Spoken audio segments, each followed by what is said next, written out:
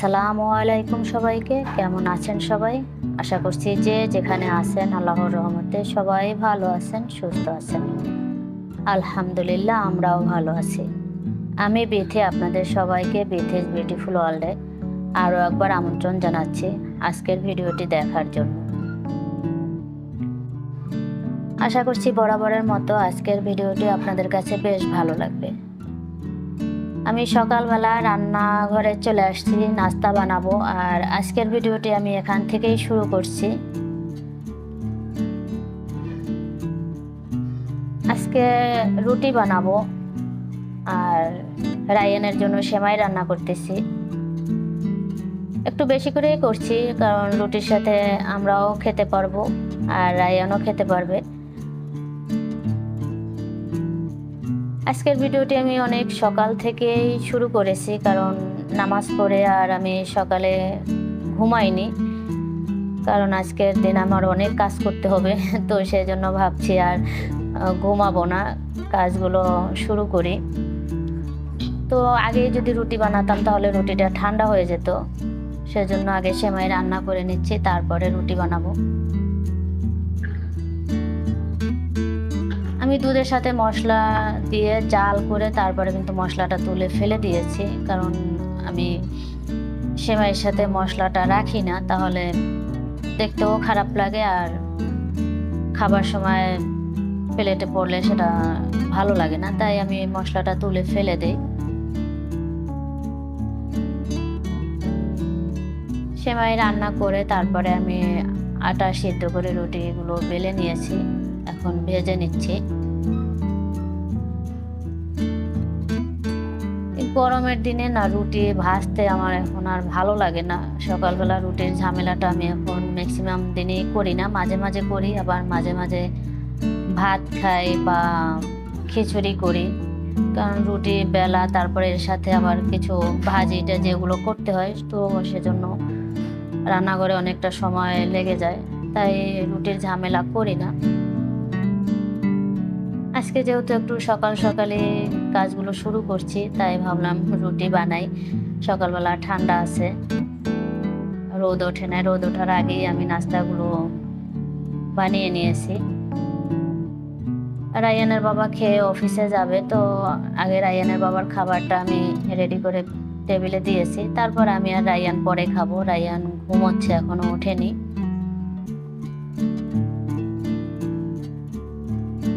আমি আবার এই যে লেবুর পানিটা এটা এখন খেয়ে নেব, তারপরে আমি নাস্তা করব।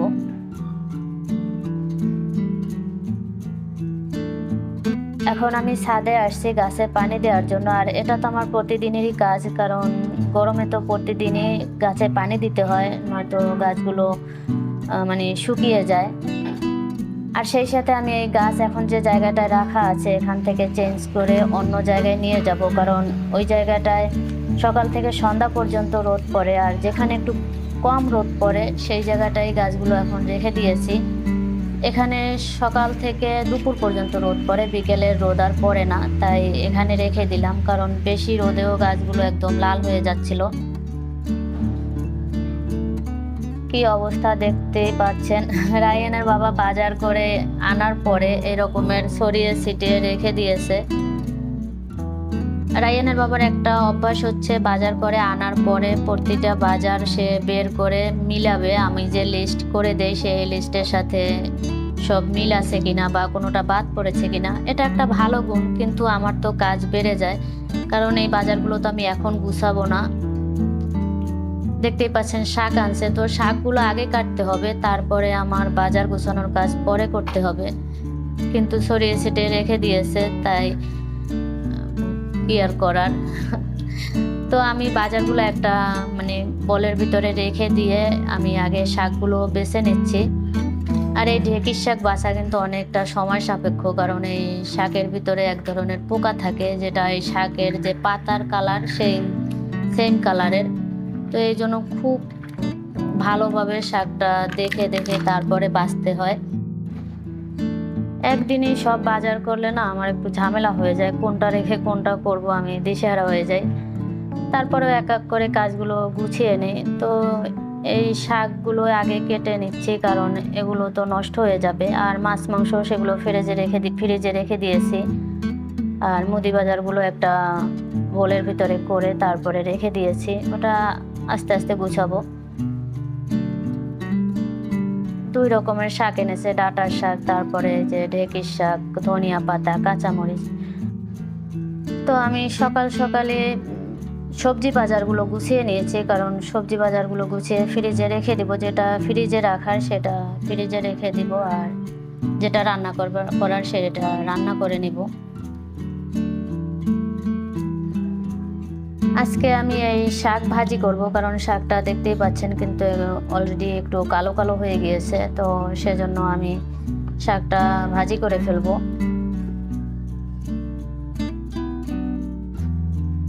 শাকগুলো ধুইতে ধুইতে আমার প্রিয় আপু এবং ভাইয়াদের কাছে বরাবরের মতো ছোট্ট একটি রিকোয়েস্ট করে নিচ্ছি। যারা আমার ভিডিওটি এখন পর্যন্ত দেখছেন কিন্তু একটি লাইক দিতে ভুলে গিয়েছেন, প্লিজ আমার ভিডিওতে একটি লাইক দিয়ে দিবেন, কারণ আপনাদের একটি লাইক আমার ভিডিওটি আরও অনেকের কাছে পৌঁছে দিতে সাহায্য করবে। আর আপনি যদি আমার চ্যানেলে আজ নতুন হয়ে থাকেন, আমার ভিডিওটি আপনার কাছে ভালো লেগে থাকে, তাহলে আমার চ্যানেলটি সাবস্ক্রাইব করে নিতে পারেন। সেই সাথে পাশে থাকা বেল বাটনের অল অপশনটিও প্রেস করে নেবেন, তাহলে আমি নতুন কোনো ভিডিও দেওয়া মাত্রই আপনার কাছে নোটিফিকেশন চলে যাবে। আর চাইলেই আমার পরবর্তী ভিডিওটি দেখে নিতে পারবেন। যদি কাজটি অলরেডি করে থাকেন তাহলে আপনাকে অসংখ্য ধন্যবাদ। আমার শাক ধুইতে কিন্তু অনেক সময় লাগে, আমি অনেক সময় নিয়ে শাক ধুই, কারণ শাকের ভিতরে কিন্তু প্রচুর পরিমাণ বালি থাকে। আর বালু থাকুক বা না থাকুক, আমি সবসময় শাক ভালোভাবে ধুয়ে নেই।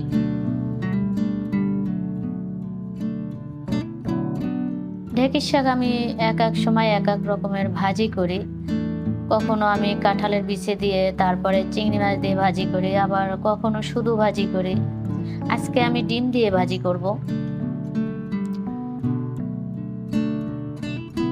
আমি প্রথমে শাকটা সিদ্ধ করে নিচ্ছি, সিদ্ধ করে তারপরে তেলে দিব।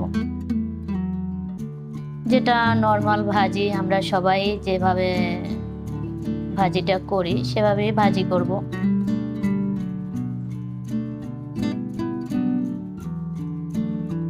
আপনাদের ভাইয়া তো আমার যখন ভিডিও দেখে তখন আমাকে বারবারই বলে, তুমি কি এক ভিডিও দেখাও, শুধু রান্না বাড়া।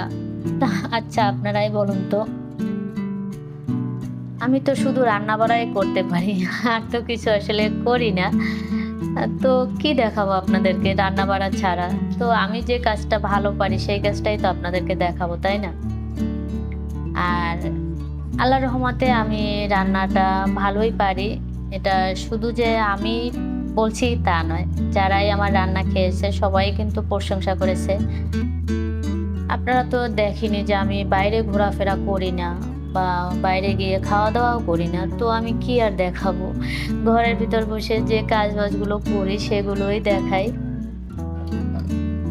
এই ছিল আমার আজকের রান্না বান্না। শাক ভাজি করেছি আর মাছ দিয়ে ডাঁটা আলু রান্না করেছি।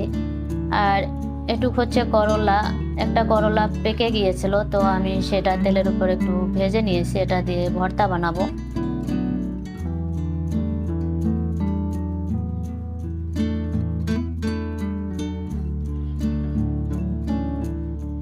দুপুরে রান্নাবাড়া শেষ করে আমি গোসল করার আগে নামাজ পড়ে তারপরে একটু খেয়ে নিয়েছি, কারণ এই যে মাছ তারপরে মাংস এগুলো কাটাকাটি করতে করতে কিন্তু আমার অনেক সময় লেগে যাবে।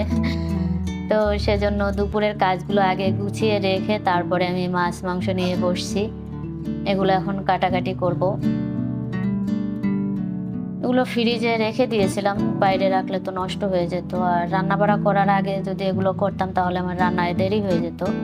তো প্রথমেই আমি মুরগি দুটো কেটে নিয়েছি, আর মুরগিগুলো আমি কিন্তু ছোট ছোট পিস করিনি, আমি বড় বড় পিস করেই রেখেছি, কারণ মাংসগুলো যদি একটু বড় বড় করে রেখে দেয় তাহলে দেখা যাচ্ছে আমি যখন রান্না করব আমার সুবিধা মতো আমি কেটে নিতে পারবো। সবসময় তো আসলে একই রকমের রান্না করি না, কখনো একটু বড় সাইজ রাখি, কখনো একটু ছোট সাইজ করে কাটি। তো সেই জন্য আমি বড় বড় পিস করে রেখে দিয়েছি, পরে আমার প্রয়োজন মতো আমি কেটে নিব। আর রুই মাছটাও আমি কেটে নিয়েছি। একটা একটা করে কেটে ধুয়ে পরিষ্কার করে ফ্রিজে রেখে আবার আরেকটা কাটি, এরকম করে আর কি সবগুলো মাছ মাংস আমি কেটে নিয়েছি। রুই মাছটা কেটে ধুয়েছি, লবণ দিয়ে ধুই নাই, আমি এভাবে ফ্রিজে রেখে দেব, পরে আবার বের করে তারপরে লবণ দিয়ে ধোবো। আমি মাছ ফ্রিজে আমি লবণ দিয়ে ধুয়ে রাখলেও কিন্তু যখন নামাই ফ্রিজ থেকে, মানে রান্না করার আগে আবারও লবণ দিয়ে ধুয়ে তারপরে রান্না করি। মাছ ধোয়ার সময়ও কিন্তু আমি অনেক খুঁতখুঁতে, কারণ যত ধুই মনে হয় যেন ধোয়া শেষ হয় না এরকমের।